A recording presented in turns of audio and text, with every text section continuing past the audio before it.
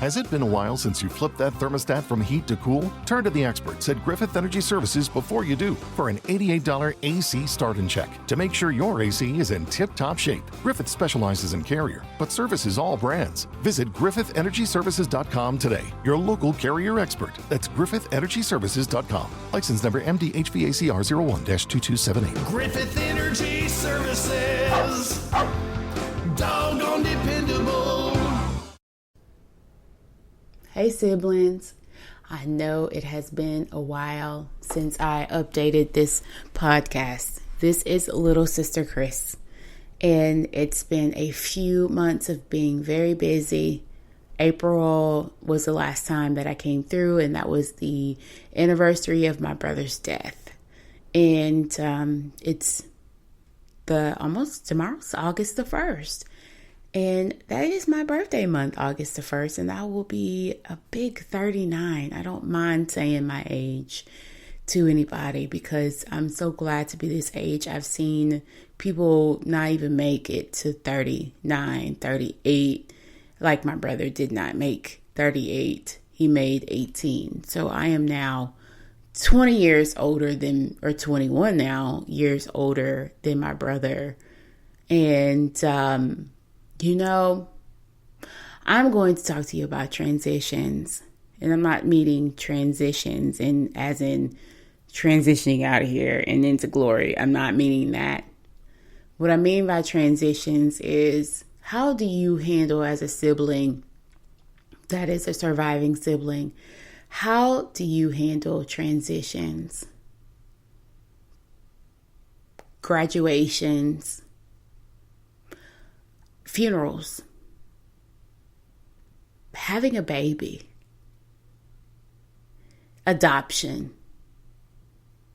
weddings, going away, going to college, moving to a new house, adding to your family,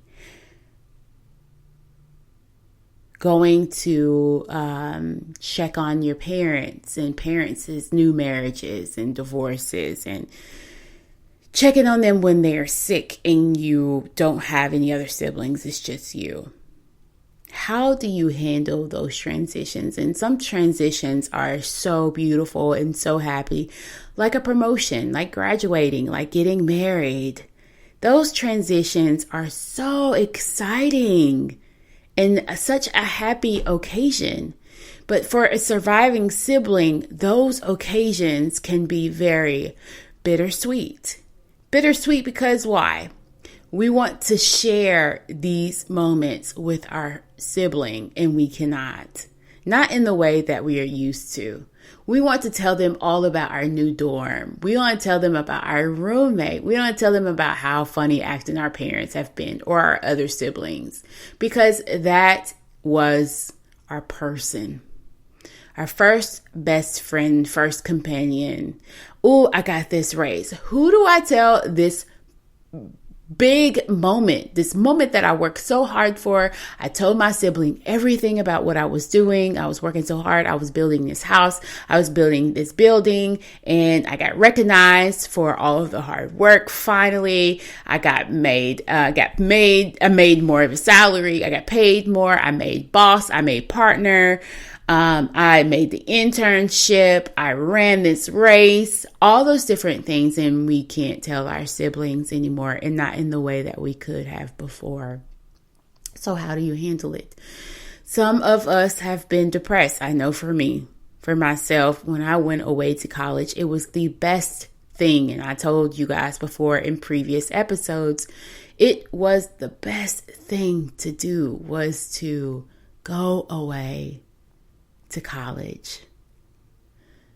But it also had me in depression. I had a full year of depression that was not pretty whatsoever.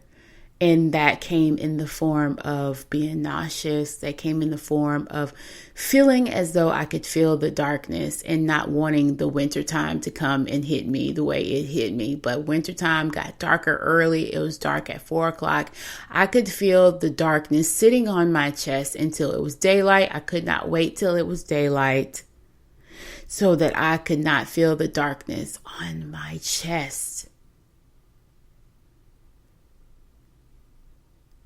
So that transition to college was the best, but it was also very bittersweet. I had to learn some things. Some things triggered me into feeling rejected, abandoned, saddened. Simple things put me there.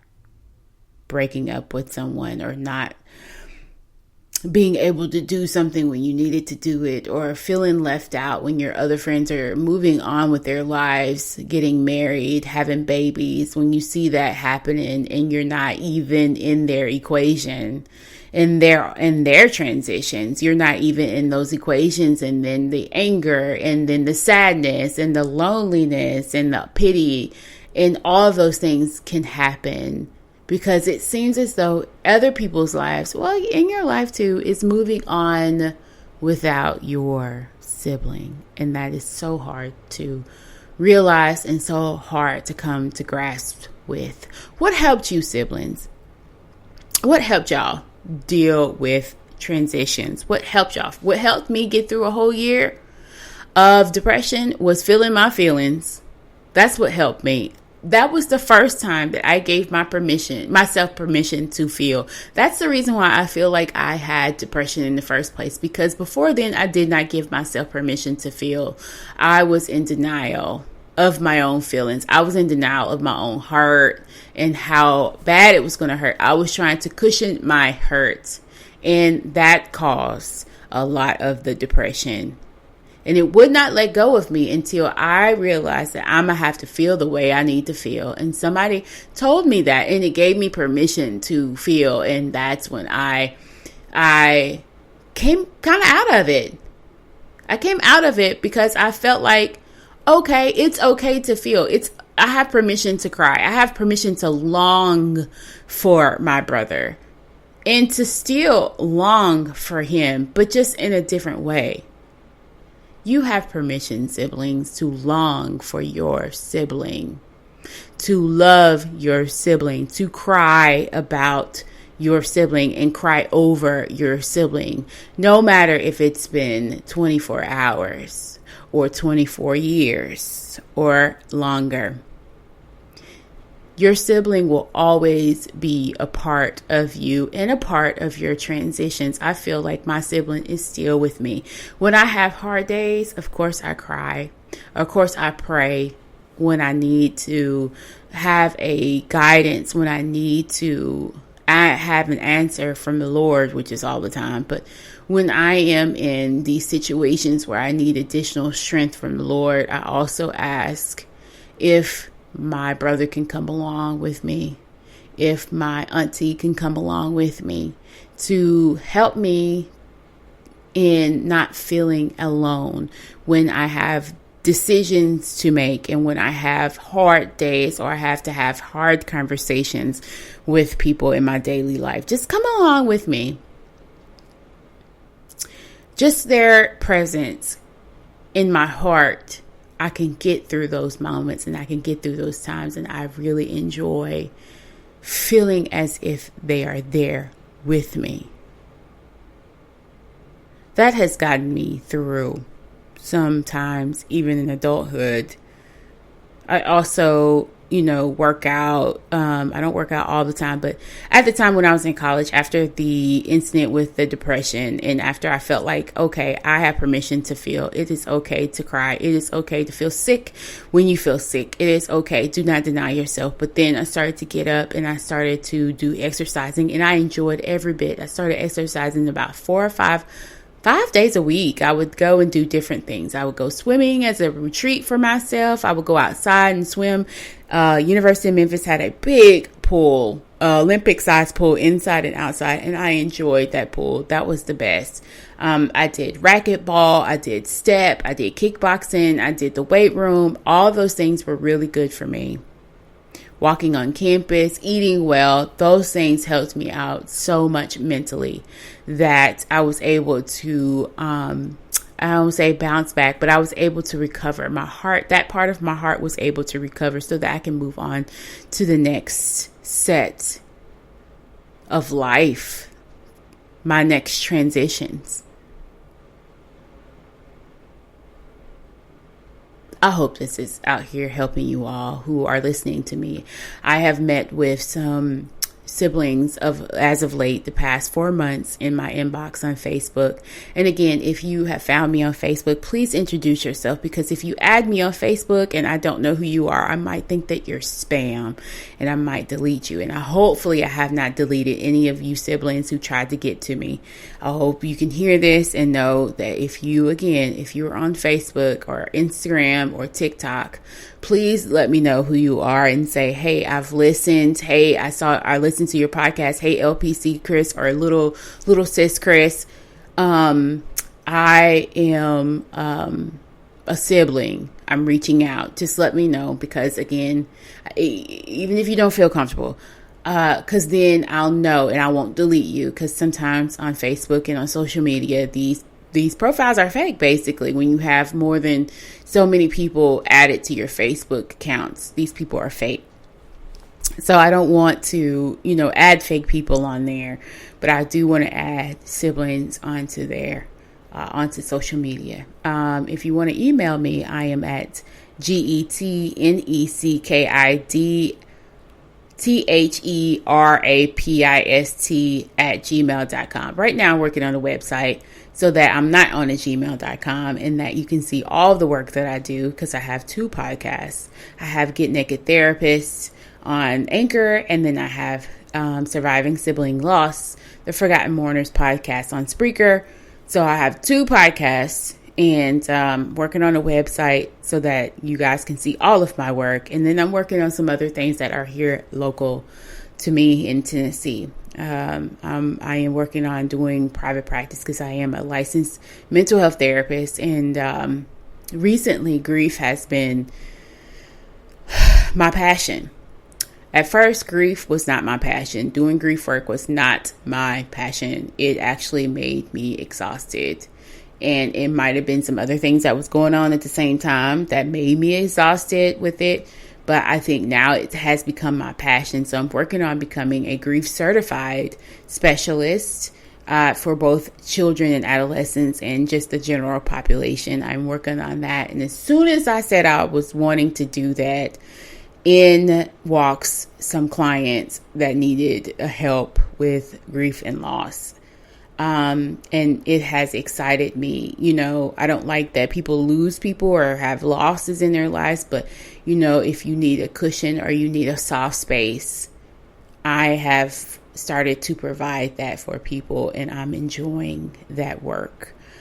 Because I know what it's like to feel uncomfortable in grief. I know what it's like to feel alone and isolated and like you're not heard. You can't sleep, you can't eat, you can't think.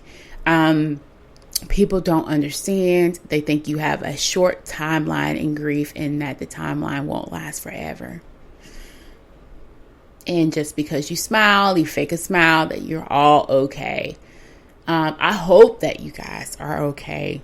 And I'm praying that you're reaching out to people that you need help from, support from. Think and identify of 1 or 2 people that you can call at any time. And if you can't find anybody that you can unleash on and vent to, I advise you to get a therapist, y'all. Get a grief and loss therapist. Not every therapist will tackle grief and loss with you. You need somebody who specifically understands grief and loss. So find you a grief and loss somebody so that you can get your issues and your needs met right now. Do not stop. Do not go stop and collect $1,500 or whatever, or procrastinate in doing this. Get you a grief counselor, whether that's Christian, whether that's not Christian, whether that's black, white, yellow, whatever, male, woman, whatever. Get you and reach out to therapists. And if one therapist don't work, that don't stop no show. You find you another one. And if you're listening to me outside of the country of United States, hey guys, I know that you're out there. We've talked before. I'm just thinking of you during this time. I hope that you guys are well. We have somewhat come out of quarantine, but then looking at maybe going back because of the Delta variants. I am really thinking about you guys. Take care of yourself. Wash your hands. Put your mask on. Just adhere to safety. I have been traveling myself, but praying definitely in heeding to safety and washing my hands and being cognizant of distance. So I love you guys so much.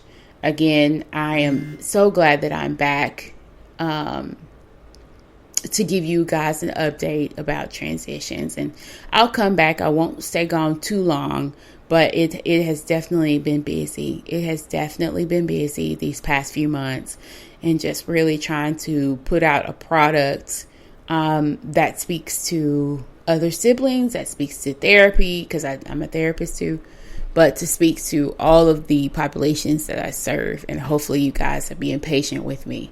So I'll be back, and we'll be celebrating my birthday in the next week, first part of August. And I'll be back. I'll see you guys at the end of August. If you have anything, just don't hesitate to reach out to me. I love you. Take care of you, and take care of your family. Bye, guys.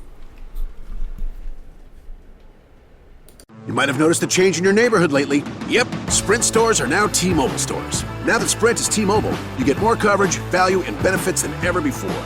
We've invested billions to bring our 5G from big cities to small towns across America. And great coverage is just the start. From high-speed mobile hotspot data to weekly deals and giveaways, our customers get tons of great benefits. Head to your new T-Mobile store to learn more. Qualifying service and capable device required. Coverage not available in some areas. Some uses may require certain plan or features. See T-Mobile.com. You might have noticed a change in your neighborhood lately. Yep, Sprint stores are now T-Mobile stores. Now that Sprint is T-Mobile, you get more coverage, value, and benefits than ever before. We've invested billions to bring our 5G from big cities to small towns across America. And great coverage is just the start. From high-speed mobile hotspot data to weekly deals and giveaways, our customers get tons of great benefits. Head to your new T-Mobile store to learn more. Qualifying service and capable device required. Coverage not available in some areas. Some uses may require certain plan or features. See T-Mobile.com.